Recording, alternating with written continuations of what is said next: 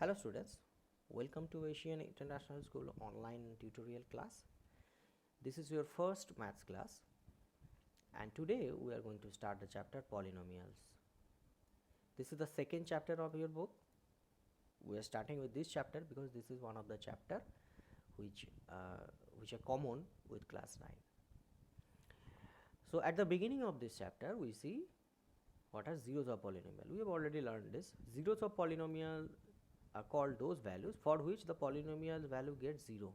That means if polynomial is px and if pk, that means for x equals to k we get 0, then we call k as a 0 of that polynomial. We know this, we have done some from this already in class 9. Next, see how the graphs will look like for a polynomial. So for a linear polynomial such as px equals to ax plus b, where the power of x is 1, that's why it's called a linear polynomial, because the power of x is 1. In this kind of polynomial we get a straight line, we get a simple straight line, no curve. In case of quadratic polynomial such as px equals to ax square plus bx plus c, we get a curve. What kind of curve? We get a parabolic curve, a parabola. And also if a greater than 0, that means a is a positive value, then we get a parabola whose open side is upward, like this picture. This picture is showing px equals to ax square plus bx plus c for a greater than 0. Similarly, if we take the same polynomial px equals to ax square plus bx plus c, and if we have the a minus or a is less than 0, then we get a same kind of curve, just upside down. That means the parabola, the open side is downward. You can see this picture. This is the picture for this one where a less than 0. Okay. Now let's look into the relation between the zeros of polynomial and the coefficient of the polynomial. If you don't know what are the coefficients, for that I will tell you. Coefficients are the constant values which are always in form of multiplication with x square, x cube, such as like those, the variables, with the variables. So if px equals to ax square plus bx plus c, the coefficients are simply a, b, c, where here the power of x is 2, so the coefficient with the maximum power of x is a. Here power is 1, so the coefficient of x with maximum power 1 is b. Similarly here x to the power 0, so power of x is 0 here and the coefficient of that is c. Anyway, so here we will use one more new word which is called root or roots. The zeros of polynomial that we have learned, that zeros of polynomial is k, for which the pk 0, same are called roots. Roots are also the same thing, means roots and zeros of polynomial, they are the same thing. It's a new name only for the zeros of polynomial. So if roots are called the zeros of polynomial, then if the same process by which we find out the zeros of polynomial, we will be able to find the roots also. Now let's say for a polynomial px equals to x square plus bx plus c, there are two zeros of polynomial or two roots of polynomial. They are called alpha and beta. Since the power of the x here is 2 maximum, so we will get two zeros. So 2 zeros is alpha and beta here.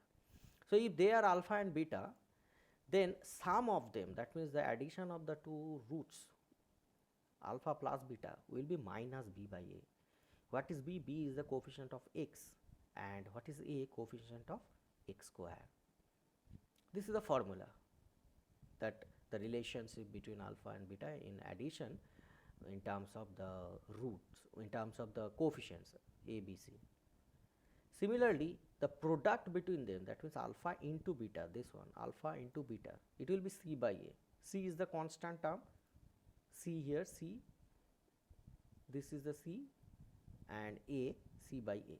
So constant term by the coefficient of x square. These are the two very important relations. These are the two very important relations. We are going to use it in future for doing many sums. Now today, to keep the video simple and also the content simple, I'll just keep myself doing only one sum, and after that we'll end this video. Okay, so to do that, let's do one sum. One sum is this one, that px equals to x square plus 7x.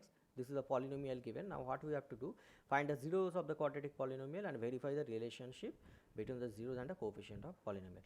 That means the process by which we can find out the zeros, we will find out that and we will check this formula whether it is applicable or not. That means alpha plus beta is coming minus b by a, and alpha into beta is coming whether c by a or not. That is what we are going to check by finding the zeros or the roots of this polynomial. So it is done over here. You can see x square plus 7x plus 12, it is here. Then we have done the middle term process. The factorization in the middle term process is done here. Simply x plus 3 is 0, x plus 4 is 0. So that gives us x equals to minus 3 and minus 4. That means the two roots or the two zeros of this polynomial px is minus 3 and minus 4. Simply it is found. Now we will check that whether these two, now this is alpha, this is beta, minus 3 is alpha, minus 4 is beta. Now we will check that this alpha plus beta whether it is giving minus b by a or not. Now what is b? B is simply here 7, a is not a is 1 over here, a x square, here is no value, that means here is a 1 present. So a is 1, 7 is b, and c is 12, c is 12. So if we do that, if we check that, then sum of the zeros, that means alpha plus beta, minus 3 plus minus 4 gives you minus 7, and that is minus b by a in the right side. In the right side it is minus b, b is 7, so minus 7 by a is 1, so minus 7 by 1, which is also minus 7. That means the sum of the zeros is exactly matching and verifying this minus b by a. That means this is satisfied, sum of the zeros is satisfied. Similarly, product of the zeros, if we check, product of the zeros means alpha into beta. So alpha into beta means minus 3 into minus 4, that gives me minus plus and 12, and it is alpha into beta is c by a. So c, what is c? C is 12, 12 by a is how much? 1, so 12 by 1, so 12. So left side is equal to right side, that is minus 3 into minus 4 gives you 12, and c by a also gives me 12. So this whole thing is showing that this formula is absolutely verified for this polynomial. Done, the sum is done. This kind of sum comes out of like 2 marks, sometimes 3 marks also given for harder polynomials. So I hope you have understood this sum. It's a very easy sum, it's a very standard sum. You'll be able to do much harder sums in future. Okay, if you have understood, just one homework for today. The homework is very simple, that find the zeros of quadratic polynomial, same sum, and verify the relation between the zeros and the coefficient of polynomial px, where polynomial is 2x square minus 4x plus 2. This is the polynomial 2x square minus 4x plus 2.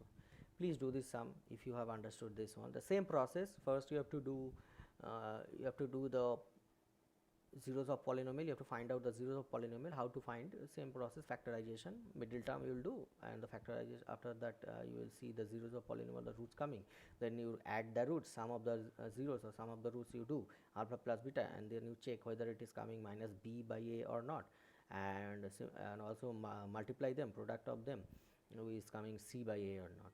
Whether it is coming or not, you just have to check. If it is a perfect sum, if it is a perfect polynomial, if it is if it can be factorized, then I'm sure the verification will be also done smoothly. Okay, that's it for today. Next class we will be doing much harder sums, and also we will be doing into some new topics regarding these roots and zeros of polynomial. All right.